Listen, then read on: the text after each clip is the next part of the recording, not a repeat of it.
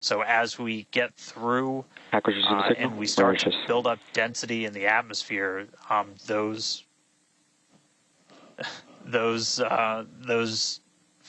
view is going to move around as the flap does.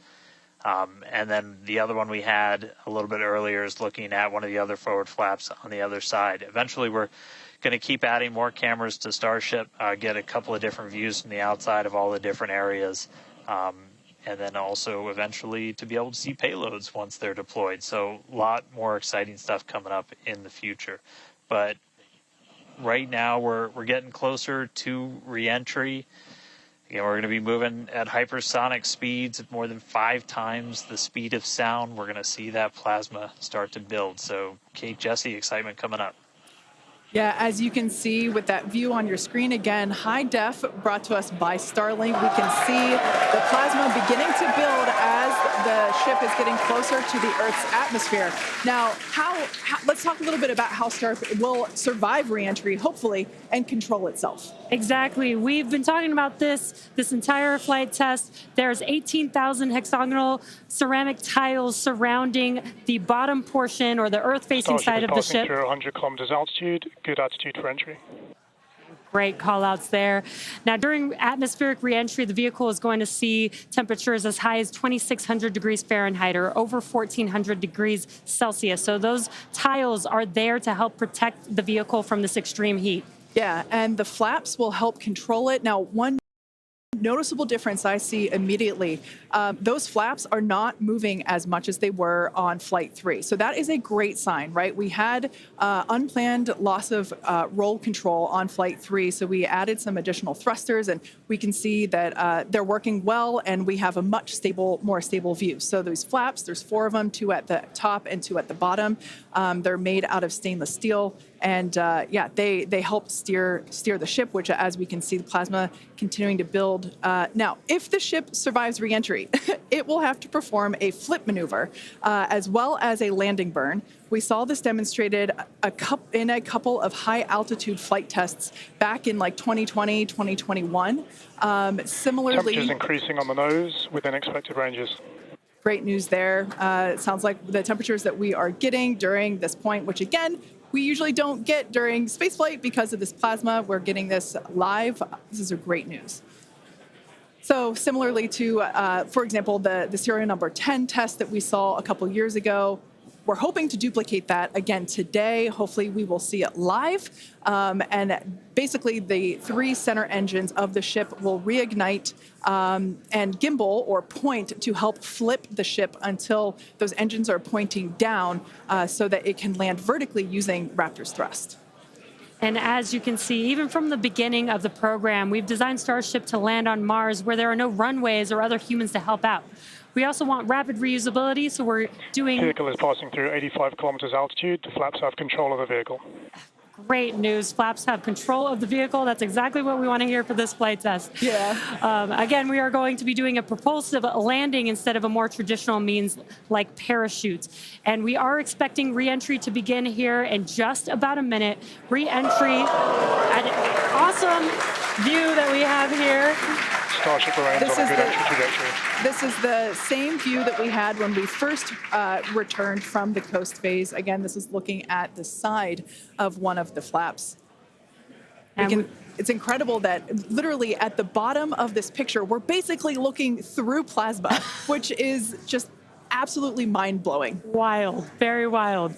Now we are expecting entry to begin here in about 30 seconds or so. Entry to splashdown is expected to last about 6 minutes long. And that flip maneuver should occur around about 10 minutes before splashdown. And such incredible views that we're getting. Approaching peak heating region. Great call-outs there. Yeah, these views are absolutely astounding. Nose temperatures continue to rise within expected region. And in your bottom right-hand corner, you can also follow along with the altitude of ship as it's returning back to Earth. So once again, this view is basically looking down into the plasma blanket that is building up around the exterior of Starship. It is traveling, as you can see on your screen. You can look in the bottom right-hand corner and see how fast it's going, how high it is, as well as the general orientation. Again, we're seeing a lot more stability, a lot more control here on this flight, which is great. It shows that the iterations, the learning... Starship is now in expected peak heating region. All right, great news there, telling us that this is basically the hottest point that Starship should get during its reentry. Now, the heat shield is working with the atmosphere for some free braking, okay? The atmosphere is helping to slow the Starship down. Yeah, exactly. We're not using any engines or thrust to slow the vehicle down. Exactly what Kate mentioned. We're just using the atmosphere and those heat shield tiles protecting the vehicle as it's coming through that high heat temperature. Yeah. Now, this is another one of those moments that we have been waiting for. Right now, the ship is currently re-entering the Earth's atmosphere, and by all looks and all call-outs that we're hearing on the net, it is doing pretty well. Now, we do not plan to recover the spacecraft today, but rapid and reliable reusability is the ultimate goal.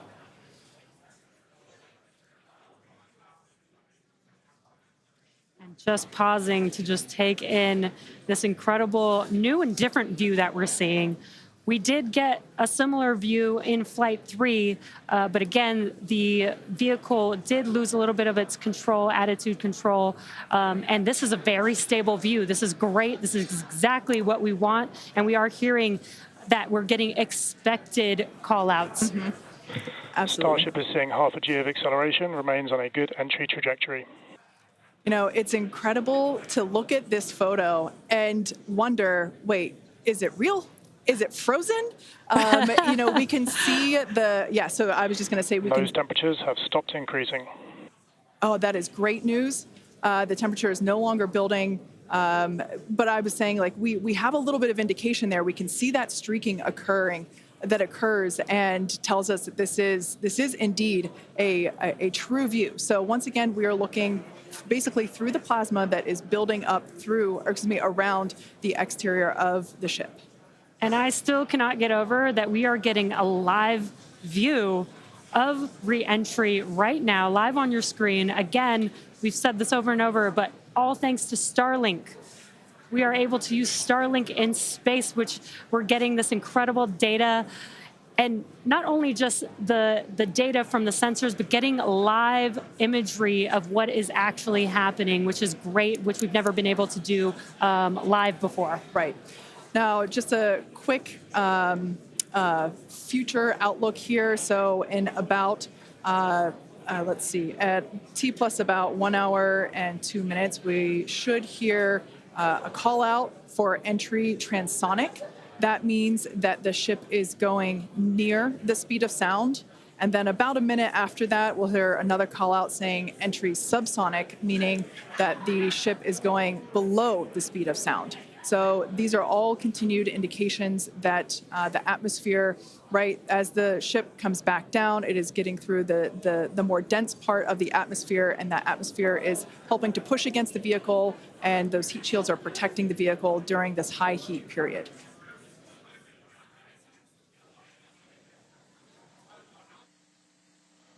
Yeah, Kate and Jesse, we're starting to see as the atmosphere gets denser, you're starting to see a few more particles make an appearance in the plasma there. You can see you're looking down at the aft end of the ship in the top left, and you're seeing essentially the flame build up as we go through reentry.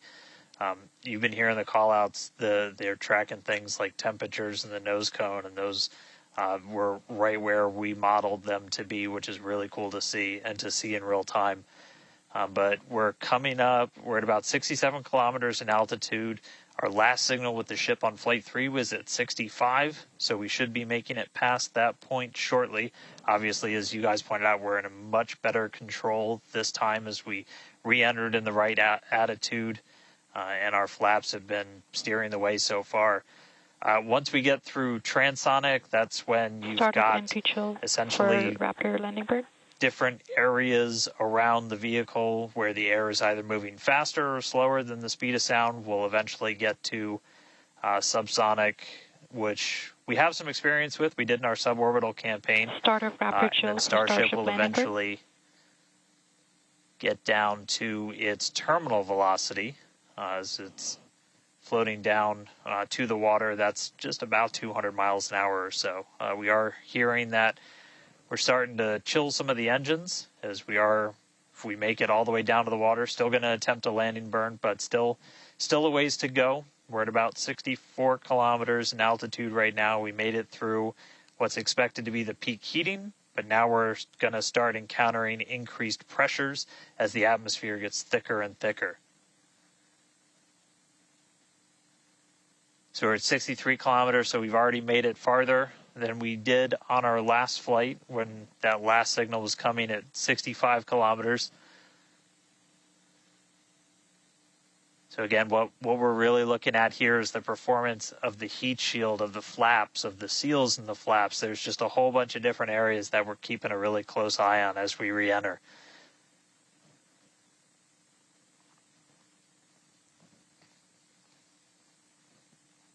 Starship remains on a good entry trajectory.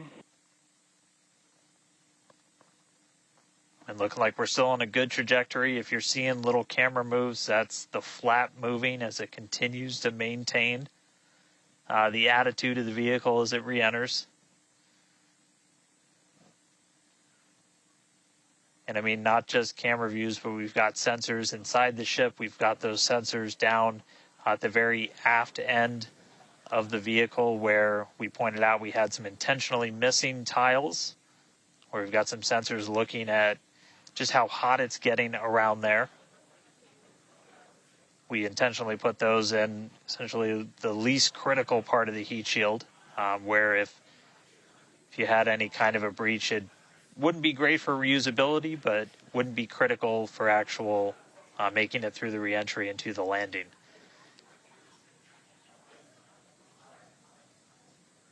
"58 kilometers, we're continuing to descend. Again, right now we are over the Indian Ocean. We're actually getting closer and closer to that expected splashdown point, which is just to the off the northwest corner of Australia.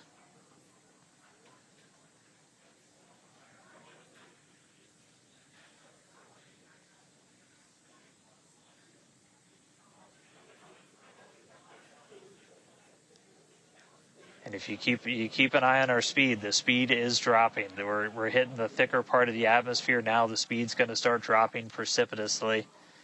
We're going to start getting to transonic pretty soon, and then after that we'll get into subsonic, where we're moving less than the speed of sound. But wow, what a light show so far!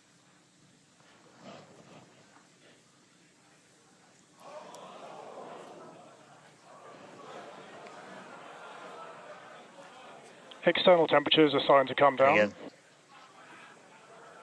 this camera view is looking right at one of the forward flaps.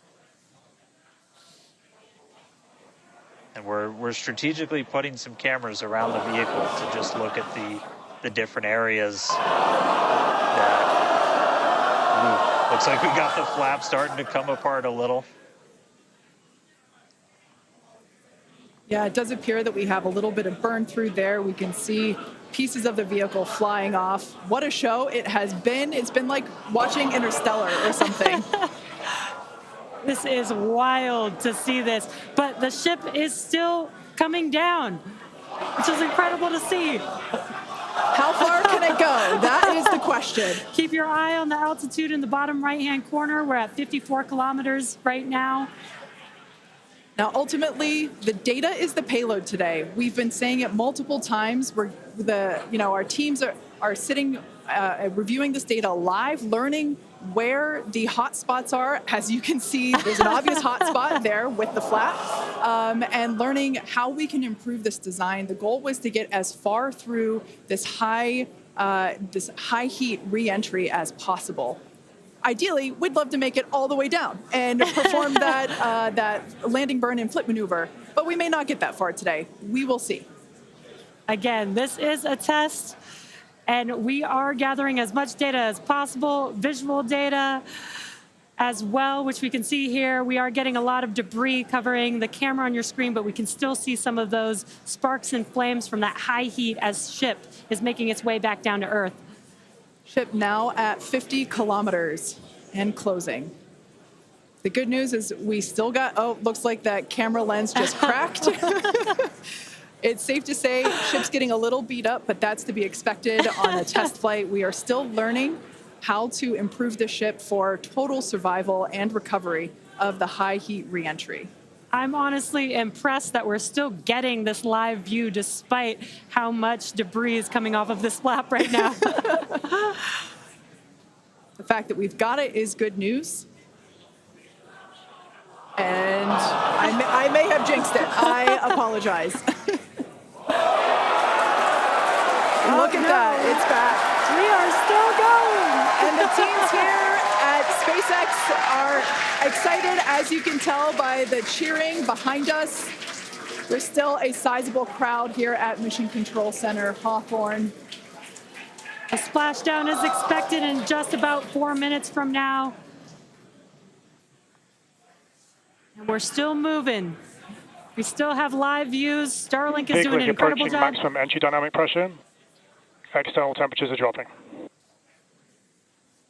Okay, good news. Those external pressures are dropping. The question is, how much of the ship is left? We can't really tell. We can still see some of that particulate coming off. And unfortunately, we do have a cracked camera lens. But for any photographers out there and videographers, we know that's part of the gig sometimes. Yeah, and you can see that the speed is rapidly slowing down. That's actually really great news for us. We want the vehicle to be slowing down before it splashes down into the ocean. That'll help set us up for that flip maneuver, engines first down into the water. Exactly. So we have seen this flip maneuver demonstrated on previous high altitude flight tests like serial number 8. Oh, more views. Or excuse, I should say, more light coming through the view that we have through that cracked and dirtied lens there. But yeah, so we're hoping that this flip maneuver, that we can pull it off as soon as we get those views back. If we can get them, if the ship is still around, we will bring it back to you. Vehicle has passed maximum dynamic pressure. That is great news. Maximum dynamic pressure being the moment in which the vehicle experiences the greatest amount of aerodynamic pressure. Speed still dropping. We're now at 37 kilometers above the ocean. Just like Flight 3, we are targeting a splashdown in the water in the Indian Ocean. And we don't have a live view right now, but because we're still getting data and telemetry, that does tell us that ship is still doing okay, at least. And there we got that live view back. The crowd very excited to see that view, despite not being able to see very much. The fact that it's there tells us the ship is still alive. Yes, and collecting data, continuing to collect data as we get closer and closer to Earth. Yes, now 30 kilometers, now 29 above the Indian Starship is Ocean. at 30 kilometers altitude, Mach 2. Sounds like the vehicle's traveling, as we just heard, Mach 2, which is, looks like we might,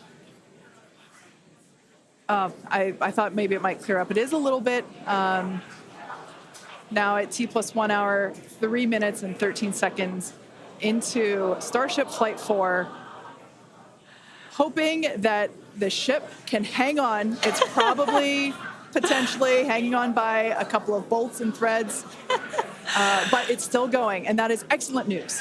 That deceleration is looking incredible. We're about to go under 1,000 kilometers per hour. Yeah. Starship is at 20 kilometers altitude. Now, keep in mind that even though we can't see anything, the data itself is what we really are. Starship is subsonic. Subsonic, they're telling us it's traveling below the speed of sound.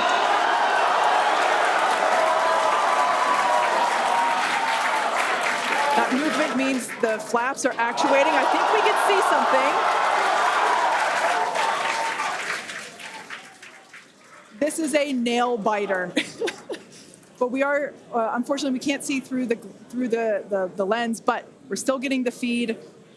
Starship is now 11 kilometers over the ocean. All this data is incredibly important, even if you know, it breaks up right now. Okay, we can see that flap actuating through the glass. Starship is passing through 10 kilometers altitude. Okay, the next milestone will be initiation of the flip maneuver and landing burn. Keep an eye on the bottom right corner of your screen for those 3 center engines to relight. They will gimbal or angle so that the ship flips itself back up vertical and hopefully lands in a vertical position. And the crowd is very excited to get this view of that flap still maneuvering. Starship is passing through 5 kilometers altitude.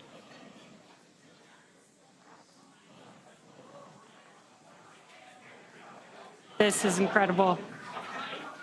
We're getting very close to splashdown. These fireflies are such a good sign of life right now. We wish we could see more, but we'll take it. Starship is at 2 kilometers altitude, terminal velocity.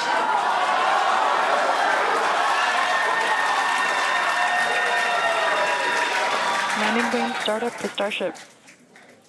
All right, good news there.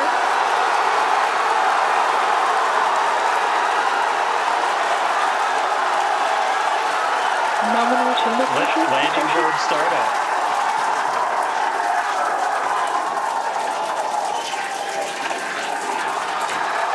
Starship is in landing burn.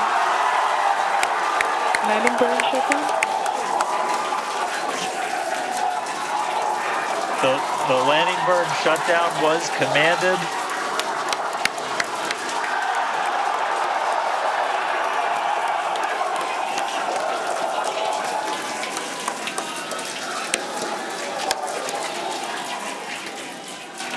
Wow. I mean, it was a little bit of use your imagination as you were going down with what we could actually see, but we were able to hear the ship did its landing burn. It sounded Starship like we might have got shutdown. 2 engines. And there's the final call for landing burn shutdown, but we'll go back through all the data, but we did get confirmation that a landing burn took place. Starship made it through reentry and did its first ever landing burn.